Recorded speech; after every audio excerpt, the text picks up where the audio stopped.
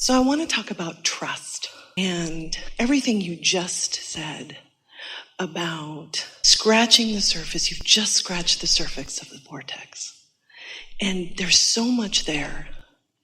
And I have this experience where in the past, I used to work hard for things.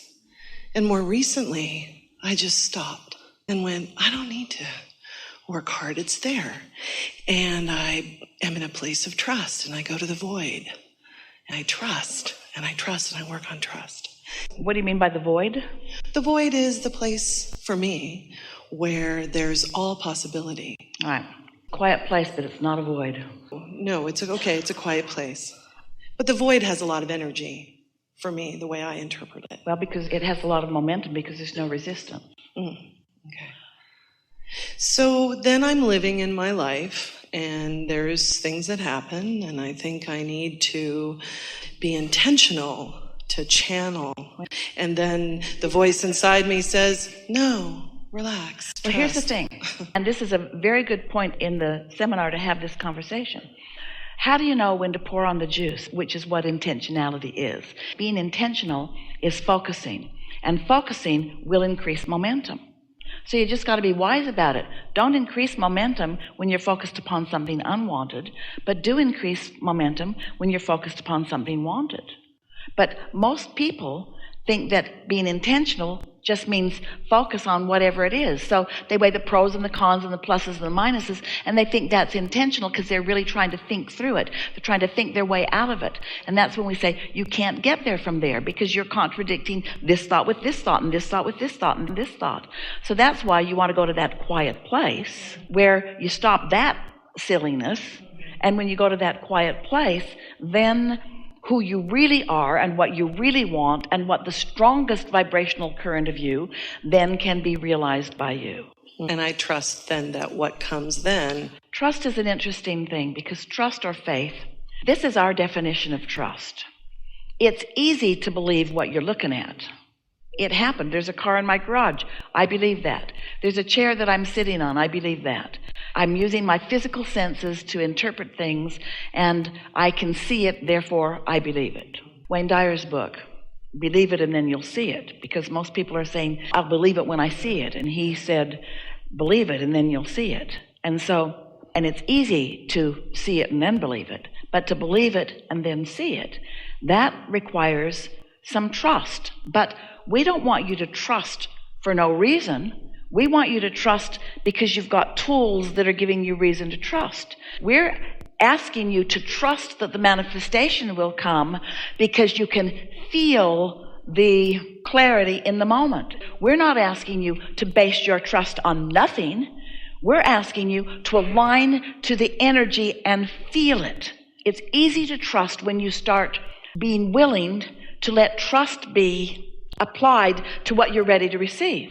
If you say, well, I've wanted this car, or I've wanted this mate, or I've wanted this whatever it is for all the time that I can remember, and it hasn't come, so I no longer trust it. Well, we say, if you could not need to see it, if you could focus your mind and feel a little better, and then receive an impulse, and then follow through with it, this process will make a believer out of you. Our friend made a statement. I'm going to get called on now. And then he got called on now. And those around him screamed with delight. We say it's child's play. You can be at the place where you trust law of attraction. Law of attraction is, you can see the evidence around you. You see attitudes and moods of people, and you see what's happening in their life. Isn't it obvious? Aren't you able to show yourself? There's not a shred of evidence to the contrary of what law of attraction is. And as you start paying attention to it, you don't need to trust. It's obvious everywhere. And when you're in a bad mood, that's when you lose something or forget something or stumble or pinch your finger in something or stub your toe on something. As Esther began with us all those years ago, when something wonderful would happen that she had intentionally focused upon, she would say, I did that. And when something not so wonderful would happen, she'd say, I did that too. It's a wonderful thing when you start making the correlation between what you're thinking and how you're feeling and what's happening. That's how you develop trust. Trust and knowledge about the laws of the universe. Well, you can't really trust what others say, because they don't necessarily even know what they mean. There are all kinds of people saying all kinds of words that don't mean what they're vibrating. People sometimes even get in this hot seat and they'll ask us something, or they'll make a statement about themselves that just isn't true. They'll say it the way they want it to be, but it isn't the way that it currently is.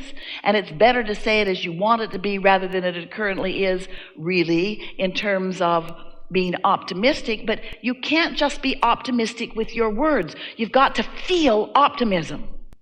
So if you're just using optimistic words or smiling at the right time or appearing to be cheerful and happy, you can't deceive law of attraction. Law of attraction does not understand sarcasm or irony. Law of attraction just responds to what you've got going. Well, after a little while, as you hear this enough and watch this enough, you come to trust that.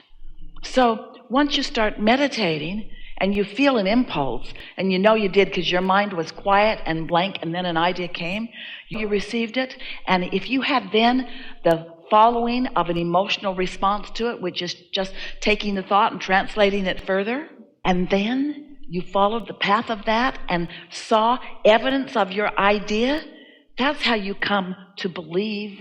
That's how your trust, which is faith in things not seen or not manifested, can turn to things manifested. That was it. I want to make sure I just got what you said.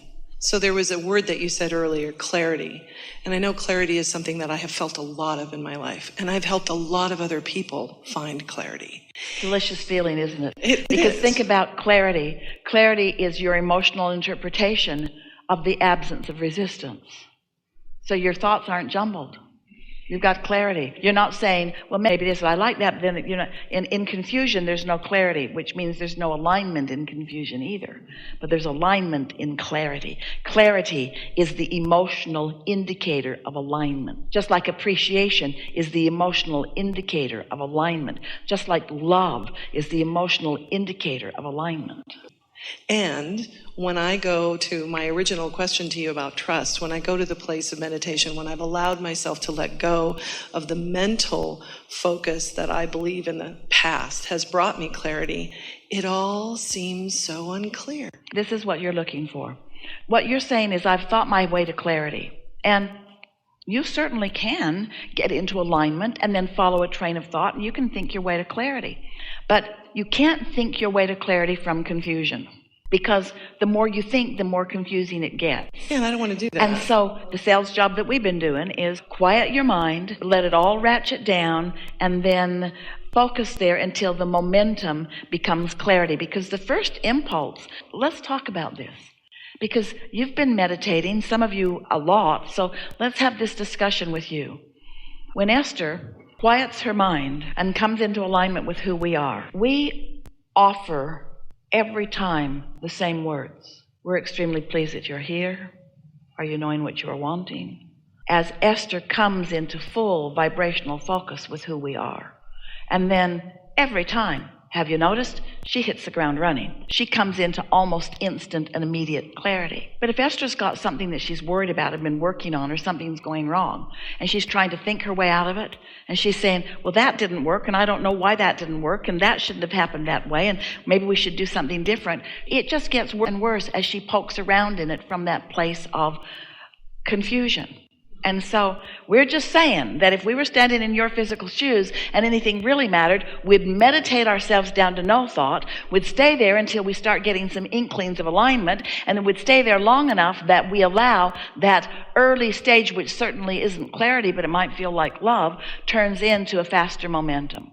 So now we want to say to you that there's alignment with very little momentum, which feels like contentment or satisfaction.